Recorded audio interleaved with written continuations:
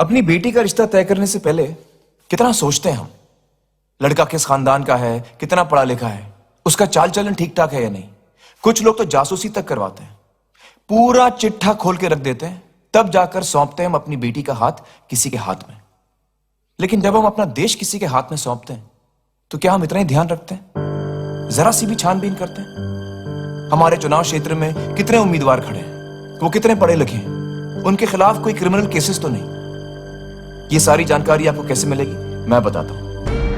SMS करिए 56070 पर और टाइप करिए माय नेता स्पेस आपका पिन कोड या पोस्टल कोड, या फिर फोन करिए टोल फ्री नंबर 1-800-110-440 पर। सच्चे को चुने, अच्छे को चुने। जय Hind.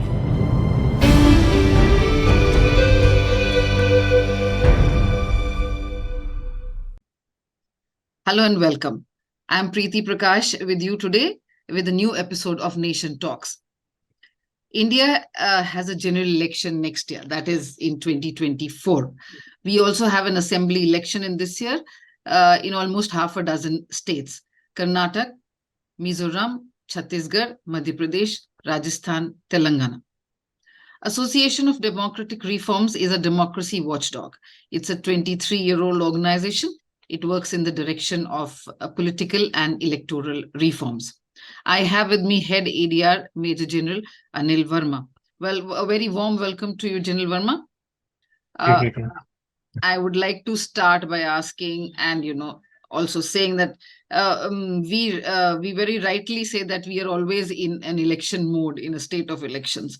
The next coming months will be seeing electoral exercises in many states.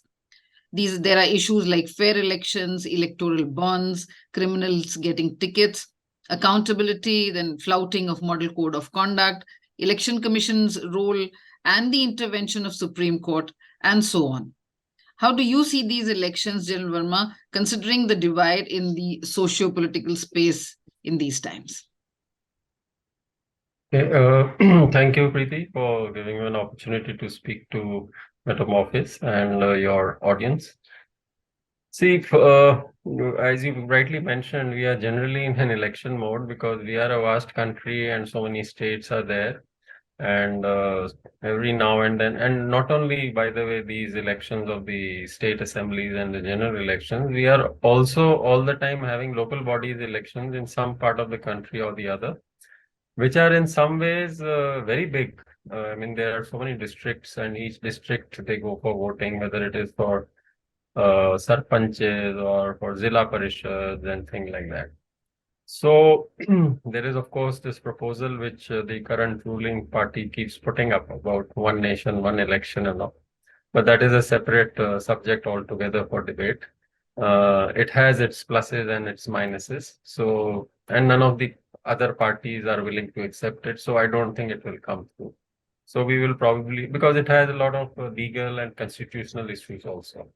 Curtailing the tenure of some state assembly, enhancing the tenure of some other state assembly. These all require constitutional amendments, which, unless there is a consensus among the political parties, it will never happen. So, be that as it may, if I may recall, I'm talking to you all exactly after a month. My last talk was on 19 March 22. And that time also, you had asked me to discuss about electoral and political reforms, which basically ADR works in. And it's a very vast subject. There are huge number of reforms which are required, which various committees from time to time have been formed. The Law Commission is there, and they have all been giving their recommendations to the governments. But one thing is, very good about these political parties, that all of them, 100%, don't believe in reforms, whether it is for their internal political party functioning or for the conduct of the elections. Now, I'll just quickly recap the points which I had given last time also. Amongst the electoral reforms, what we, ADR, believe in, what should be done is remove the criminal elements from the politics. They should declare their sources of income. There should be a register of members' interest in the Lok Sabha as it is there in the Rajya Sabha, in which, they state what is their business, what are their interests, so that there is no conflict of interest. Then there has to be a ceiling on the political party's expenditure. There should be preferably state funding of elections and not the type of funding which is going on now, which is from corporates, 99%, I would say. Then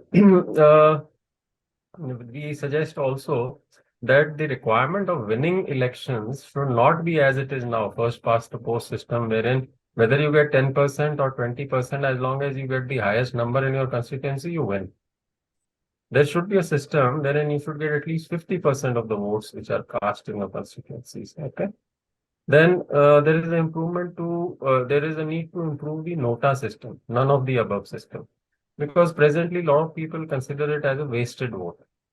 Because after all, you're not voting for anybody, but you're registering your protest. The reason why Supreme Court had given this judgment was they thought it will put some pressure on the political parties and they'll give tickets to better people or people with no criminal thing. That never happened. Therefore, there is a need to give some more teeth to nota. Then should be a reduction in the time for filing the election expenditure. It should be done quickly. Right now, there is too much of time is given, and that too they delayed. Then there should be action against candidates who fail to file their expenditure. Strict penalties should be involved in the electoral malpractices. There should be a law against the use of too much money in the elections. There should be provision for verification of the candidates' affidavits, because right now they submit all the details, but nobody is scrutinizing them, verifying them. So they can write with whatever, though it is illegal to write anything wrong or skip anything, but we are not very sure what they are submitting. Better management of electoral rolls. This is a grave problem in our country, though the Election Commission keeps doing something or the other every time before the elections, but still hundreds and lakhs of names are deleted all of a sudden just before the elections when the voters can't do anything. Then multi-party collegium system of appointment, or EC and SEC. This I will talk to you in a more detail because of the recent judgment which ADR has won, the Supreme Court. Prohibition of taking office after retirement by the election commissioners. Candidates should be prohibited from contesting more than one seat. Right now, that practice is there. When they want to be safe, they contest from two. Now, in the political reforms, there should be introduction of a law for provision of inner party democracy. Financial transparency in accounting of political parties. Electoral bonds, I will again talk about later. Foreign funding to political parties. Regulate the registration and deregistration of political parties. Bring comprehensive bill for the regulation of political parties. Declare political parties as public authorities, that is, they come under the RTIs. Affidavits, information of the candidates should be certified by the political parties. There should be a system of annual reports to be submitted by the MPs and MLAs to the citizens, to the voters. And there should be a separate body to decide their pay and allowances, because right now they decide whatever they want by passing a bill in the assembly or the parliament. So this is a laundry list which I have just read out. Apart from this, there are a number of other suggestions and recommendations which parties and various organizations have given, but nothing has happened. So the basic thing as per us, which is facing our electoral and political system, is the ill effects of the money and muscle power, which is rampant in our electoral system. And, Rajendra Prasad ji, the first president of India, he had said that Constitution is a document. It does not have a life of its own. It is as good or as bad as the men who execute it.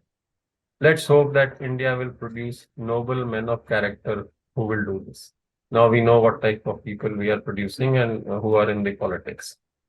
So, another thing was that, the political parties which do not have internal democracy in their own functioning, how can you expect them to be fully democratic outside? So, winning candidates who become MPs and MLAs, they take an oath after when the swearing in is done. And this oath is taken on the constitution, to follow the constitution during their swearing in ceremony when they say this. But how much of it is followed, we all know. It is more in the negative than in the positive side. So you'll be surprised to know that people like us, we are governed by so many laws. And if you step out of line, you are immediately, penalized, whether it is a fine or jail or whatever. But there is no law regulating the political parties till now. And they will never let it happen also because they are happy. They want to be great anomaly in our system. You can contest elections while you are in jail, but you cannot vote while you are. So lakhs of people are incarcerated in the jails, awaiting trial for years. But politicians who are charged with heinous crimes can not only contest elections, they win elections, and they complete their 5-year tenures. And the so-called fast-track courts, which are there, which were established, continue their trials at snail's pace. So nothing moves. So, like I said, there are a number of reports of various committees and commissions, and nothing great is done toward it. So now the point is that if you look at it objectively and not through the lens of any particular party ruling or otherwise, the fact is that India is slipping in various indices which are recognized at international global levels. For example, corruption index, hunger index, democracy index. So, should we lose hope? And should we do nothing and hope that change for the better will come about on its own? Or that the political parties will, by a miracle, change and become transparent, accountable, and democratic in their internal functioning and provide ethical governance? So, ADR is an organization, which is convinced that this will happen only through educating the masses, motivating them to choose good candidates who are honest, efficient, and will provide ethical governance. Our motto is very simple. Achhe ko chuno, sache ko chuno. And for the last 22 years or so, ADR has been engaged in this fight with muscle and money power, which dominates the political system, by grassroots level voter education, judicial activism, creating public awareness through print, electronic, and social media, and holding the political parties accountable on political funding and criminality. The fight is by no means easy. To use a military term, it is like a long-term guerrilla warfare against extremely powerful forces. But even with our limited resources, we are at it and we will continue. So, just to give an idea as to what is the upward trend in criminality. In Lok Sabha 2019, 43% winners have declared criminal cases against themselves. In Lok Sabha 2014, that was 34%, and during the 2009, it was 30%. So there is an increase of 44% in the number of MPs with declared criminal cases since 2009. Now, this is an increase of 109% in the number of MPs with declared criminal cases. Then there is a report which we made. This is called the C2C7 report, which, after the directions of the Supreme Court, the political parties had to submit this report to the Election Commission of India, in which they have to give reasons for fielding candidates with criminal background. And the reasons given by the political parties uh, you know, were so, I would say, inane and silly, but nothing was done about it. The intention was that the Supreme Court again wanted to create pressure on the political party that once they have to amplify and show to the whole world that these are the reasons why we have given tickets to people with criminal cases, they may be able to, take a better position as to who to vote for. And that the candidate is popular. He has previously won elections. He is the best candidate and no alternative is available. So can you imagine these are the types of in writing they have given to the election. Mm. So uh, speaking about the reasons behind the acceptability of criminal candidates among voters, it is observed that the voters view these strong men as someone who can get things done. Mm. Voters prefer tainted candidates who are seen as powerful and can ensure some access to government services and jobs. We had conducted a big survey in on all the constituents of the Lok Sabha, and contrary to popular notion, voters are not only informed of politicians' criminal background, but they willingly vote for such. Mm. This is a sad state of affairs. Mm. So that is why I say voter awareness is extremely important. Because unless and until they understand that if they keep electing such people, they, after winning, they will continue, after winning, whatever they have spent, they will recoup 10 times or 5 times that money.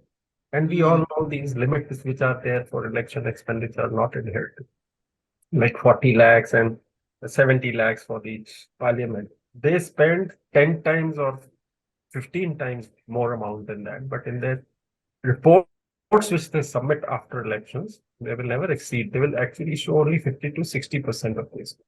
Mm. So the other thing is about the transparency and accounting. Now, the Finance Act 2017 was enacted as a money bill, which introduced the electoral bond scheme for the purpose of electoral funding. The act removed some of the previous limits, which were there, the checks and balances. Like a company had to be profitable. It had to restrict its donations to political parties to not more than 7.5% of its profits. All these conditions which were there were removed. And that is why these have resulted in opaqueness and heightens the order of conflict of interest and also drastically increases the black money Mm. and corruption. It leads to creation of shell companies and rise of Benami transactions. And it's a breeding ground for crony capitalism and quid pro quo. Electoral bonds have legitimized the illicit money in our electoral and political system to the tune of more than, as of now, the latest figure is 12,000 crores has been donated to political parties. Mm. So these are some of the issues which I wanted to highlight. And like I said, all the political parties join together if any attempt at reform is made. Mhm. Now, over the last few years, we saw there is a deterioration in the quality of election commissioners who are being chosen. Mm. As per the constitution, they have to have a tenure of 6 years. Mm. And I had written an article on this after the judgment came out, in which I showed that the last 6 election commissioners had tenures varying from 2 years, 3 months to a maximum of 3.5 years. None of them had a full 6 year. So some of the decisions which were taken during these last few years were not good. And so many small things were there, like the model code of conduct was not adhered to. Yeah. Action was taken against certain people, but not against certain powerful people. To the extent that in some cases, even the dates of the elections were, suspiciously announced at the instance of somebody, because there was a flurry of uh, uh, foundation stones to be laid as per a particular sequence, and only when that was completed, then the dates were announced, and so forth. Yeah.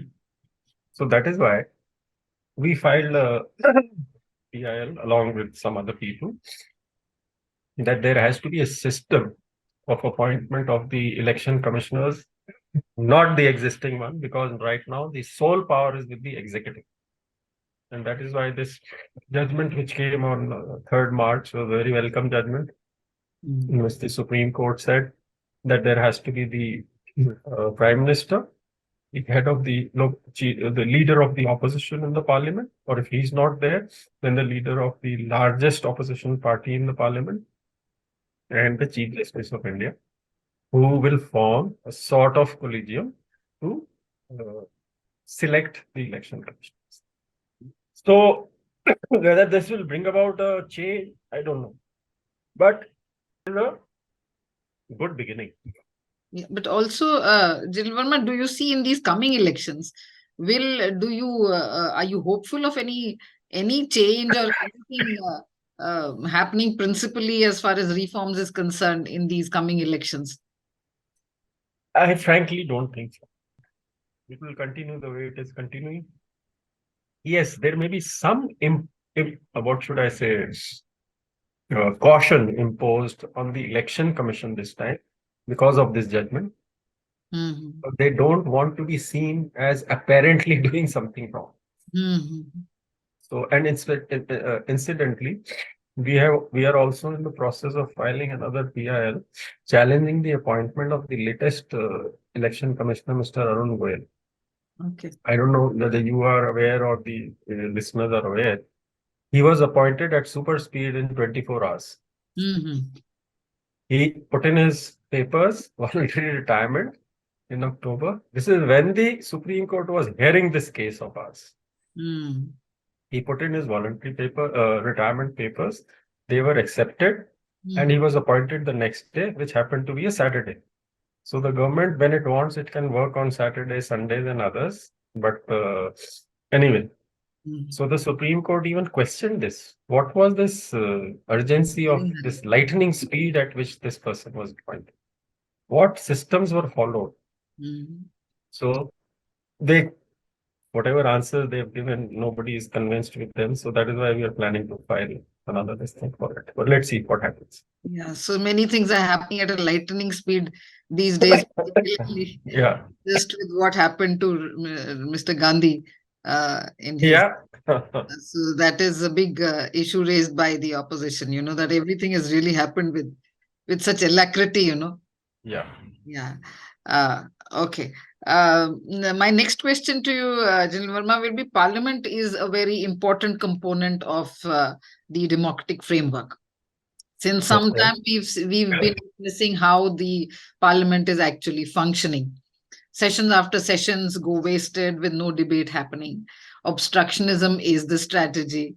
Bills are passed without discussion. Latest example is of that budget appropriation bill, which was just passed in a matter of hours, I think, without discussion. And also, as the opposition says, and their members, they were not allowed to speak in parliament. Rahul Gandhi's speech in Lok Sabha was expunged when he spoke of Adani, and so on and so forth. So, do you think we're losing our plot on democracy? And as foreign think tanks and opposition both, say that we are heading towards a presidential democracy or autocracy or whatever you say. I know there are a lot of people who say that this is an autocratic democracy, and some foreign agencies are saying that. I personally think that it's not such a bad thing. We are still the world's largest democracy. The way our elections are held is considered the gold standard in the world. I mean, no other country can conduct elections like this, and the results are accepted by everybody. The parties may keep raising a hue and cry, but they accept the results, and governments are chosen and they work as per their tenure. That is one part. But the other part which you're raising, yes, this disruption in the parliament is a direct reflection of the type of people we are choosing and sending to the parliaments and the legislature. Just to give you a little statistic, in the disruptions, time lost in the Lok Sabha. 14th Lok Sabha, 13% of the time. 15th Lok Sabha, 37% of the time. 16th Lok Sabha, 16% of the time. In the Rajya Sabhas, 14th Rajya Sabha, 14% time lost. 15th Rajya Sabha, 32% time lost. 16th Rajya Sabha, 36% of the time was lost due to disruptions. Now, in the 17th Lok Sabha, it is too early. Budget session is one of the first ones, I think. So we will get to see the statistics of it. But it is apparent that every day there is hangama and the parliament doesn't function, and it is adjourned repeatedly due to the behavior of the political parties. And this whataboutery business which the political parties indulge in, that तुम्हारे time में भी ऐसे ही होता था, तुमने भी किया था तो हम भी किया. Now, two wrongs don't make a right. The fact is that the world is seeing, our own public is seeing the way the so-called Mananiyas are behaving in a most disrespectful manner in the election. And not only in the parliament, you see in the state assemblies also, it is the same thing. Their flower pots and mics and things are thrown at each other and papers are torn and things like that. Now, this is absolutely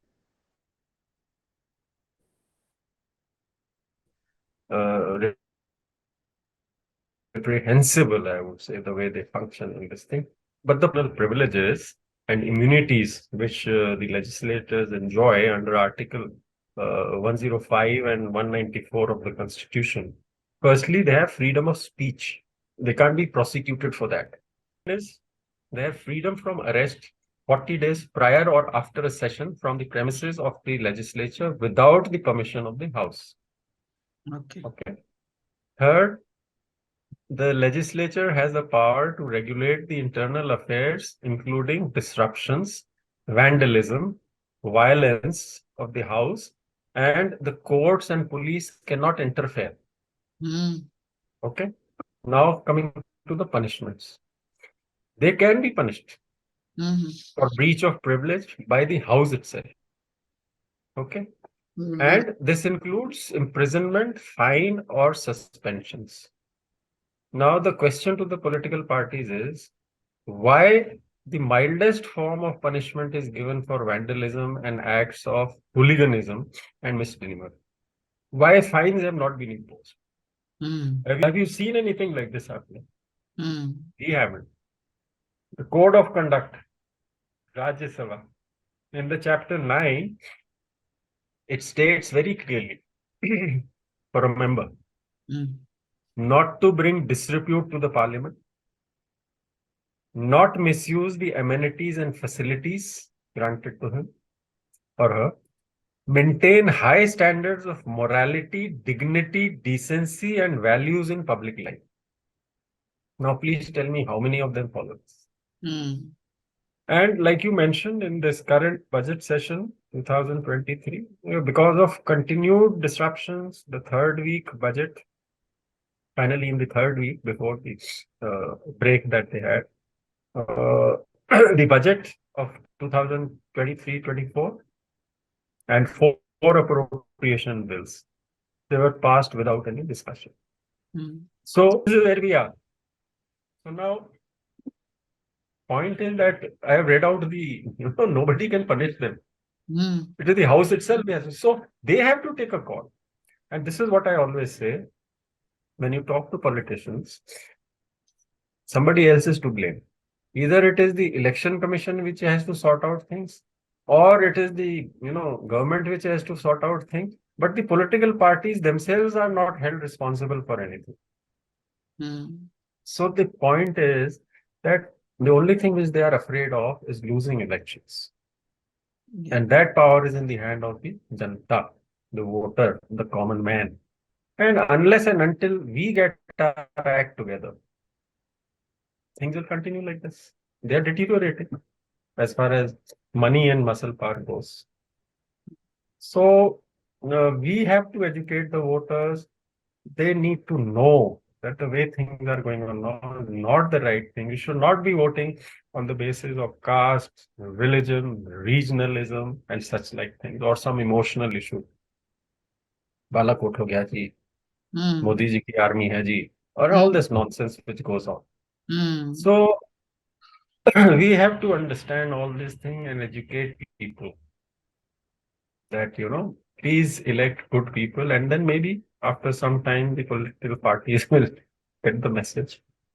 Yeah, but I mean, the entire concoction of elections, uncontrolled elections in a way, in the favor of political parties, and the falling standards of our parliamentary democracy in a way is not a very good foreboding. Though we surely will be very optimistic, and we are that we are one of the still the best democracies in the world.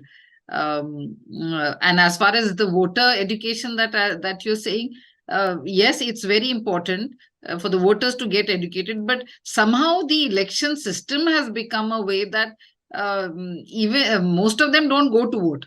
Firstly, there's a large population which does not vote only because of whatever reasons they have, and the ones who are voting are, you may say, they're generally from the lower strata, who are always, a kind of enamored by doles or whatever, and so they vote that way. So I wonder how this educating the voter will also go, how long, particularly because we are such a vast population. And I think the present dispensation has known, has mastered the art of uh, winning elections. Yeah. Yeah? So that is why I'm saying we have spent a lot of time, 22, 23 years on this. There is no other way that the things can improve, Yeah. because you cannot force anybody in a democracy.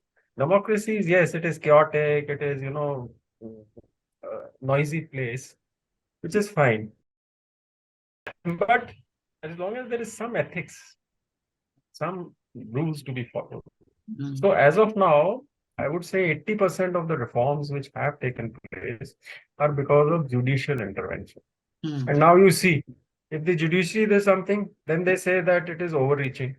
Yeah. It's entering in Lakshman Rekha and all that. You heard these guys use these language, the vice president and the law minister. So then they will get into a confrontation mode with the, yeah, if you win elections by 31% of the country's population, that doesn't mean that everybody else, can be totally disregarded. Yeah. Which That's means what is called 67% of the people have not voted for you. Yeah. Okay. So, but this is what you call majoritarianism, Yeah. which is now slowly creeping in. Mhm. We have to understand. And let me tell you, it is not a question of uneducated or educated or the well-to-do or garib. They are all very well aware. Everybody is aware. And by the way, I would like to correct you. The voting percentage is increasing. It's not decreasing. It is the urban population, especially the younger lot, who do not go out and vote for various reasons. Chutti hai, or just chill, or it's not important, or what difference does it make? That is the cynical act. Yeah. That is why one of the projects which we undertake is educating the youth. Like I myself go to colleges and speak to students. We hold webinars in various institutions. We have campus ambassadors in various prestigious institutions all over the country. And we tell them to organize things where, webinars, questions, debates, discussion of things. So people are getting aware. And more so because of the social media and the internet, people are getting aware. YouTube is, you see anybody on the roadside also, he's watching YouTube. Yeah. That is a very powerful medium. And we are using all these mediums. But we need to do more. I mean, we are just a very small organization, but a lot needs to be done in this. But unless and until the voters and the political parties get involved, this will continue. So finally, the takeaway is that the buck stops at the voters level, and Yes, elections do keep coming every 5 years. So it's not too late. It's just again 2024 where we'll have another elections, and if voters are educated properly and they see and realize what's happening and what is the best for the country, Yes. hope we will still remain a parliamentary democracy in Oh, future. yes, we will. Don't worry. Thank you so much, Anil Verma, for your insights. I hope our viewers enjoyed the listening to Anil Verma. Do like, subscribe, and comment. If you want to share your views, also you can do that in the comment section. Don't forget to press the bell icon button for more updates. Until I meet you next with another issue, signing off. Take care. Namaste. Thank you. Thank you. Thank you. Namaste.